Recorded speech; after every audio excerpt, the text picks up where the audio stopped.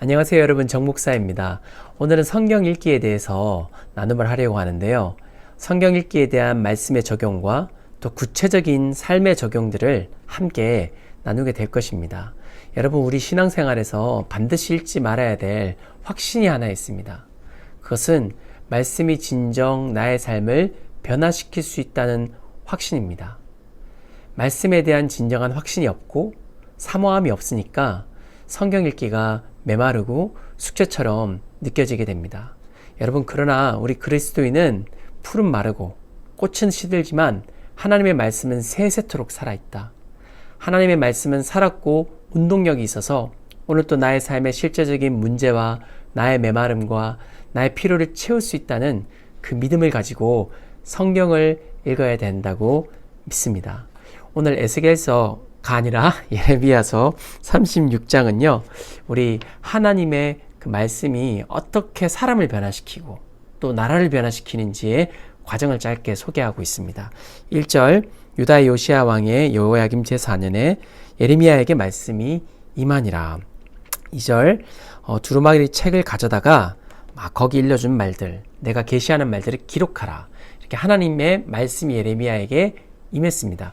그런데 여러분, 예레미야는 지금 감옥에 갇혀있는 상황이었습니다. 그런데 하나님의 말씀은 갇혀있지 않았어요. 우리는 정말 인생이 갇혀있고 힘든 것 같아서 어찌할 줄 모르는데 하나님은 그 상황 가운데서도 말씀을 주세요. 그래서 예레미야가 자기가 갇혀있으니까 3절에 이렇게 말합니다. 바룩이라는 사람을 데리고 와요. 나는 이렇게 말하죠. 나는 붙잡혔으므로 여호와의 집에 들어갈 수 없으니. 4절, 네가 들어가라. 그죠? 이 말씀을 네가 기록하고 들어가서 낭독시켜라 라고 말합니다. 여러분, 바룩이 이 말씀을 기록하고 낭독하는 일들을 감당합니다. 이 바룩의 마음이 뜨거워졌을 것 같아요. 여러분, 하나님의 살아있는 말씀이 임하면요, 마음이 뜨거워져요. 그 말씀을 낭독하면서 은혜를 받게 돼요. 자, 어떤 일이 일어나요?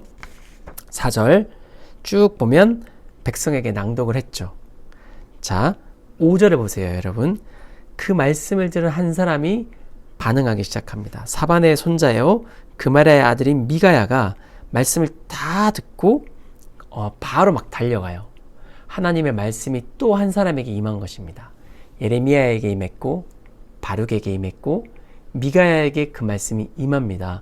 미가야가 그 말씀을 가지고 모든 고관들에게 찾아가서 전하니까 고관들이 그 말씀을 듣고 놀라운 반응을 보입니다. 나라가 변화되어지기 시작합니다. 여러분, 하나님의 말씀이 살았고 움직여서 이렇게 우리의 삶을 변화시키는 것입니다.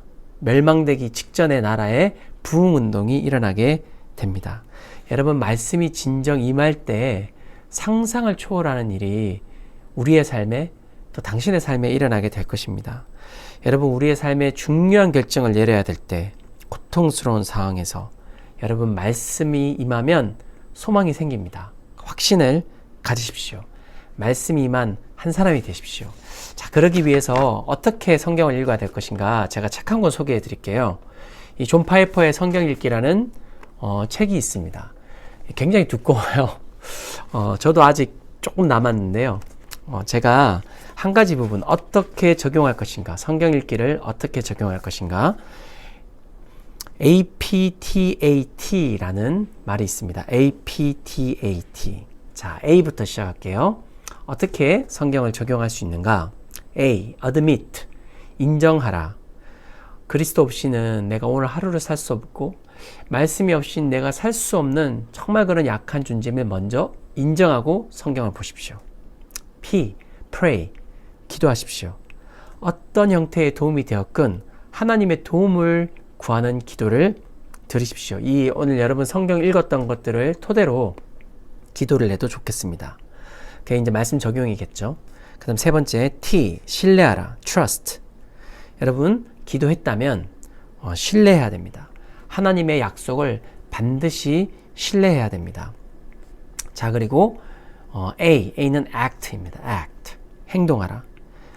여러분, 신뢰했다면, 그리고 기도했다면 이제는 행동하는 것입니다. 행동을 하려면 여러분 그것을 잘 기억을 해야 되겠죠. 그래서 여러분 핸드폰에 저는 알람을 설정해 놓기를 추천드립니다. 뭐 기도구 같은 것들을 알람으로 넣을 수도 있고요.